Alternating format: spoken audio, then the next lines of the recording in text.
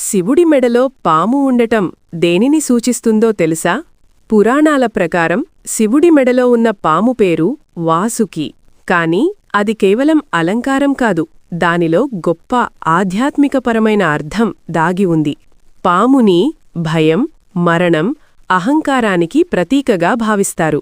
శివుడు పామును తన మెడలో ధరించడమంటే ఆయన భయం, అహంకారం వంటి వాటిపై పూర్తి నియంత్రణ కలవాడని సూచిస్తుంది.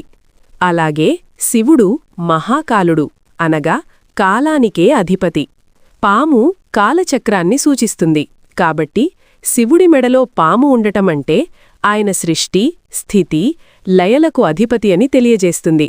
మరో అర్థమేమిటంటే శివుడు మనలోని చెడు గుణాలను అదుపులో పెట్టుకోవాలని చెప్పే సందేశం కూడా ఇందులో ఉంది.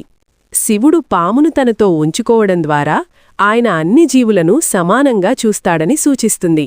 అందుకే శివుడి మెడలో పాము ఉండటం అహంకారంపై నియంత్రణ, కాలంపై ఆధిపత్యం, భయంపై విజయం, జీవులంటే సమానత్వం అనే గొప్ప తత్వాలను సూచిస్తుంది.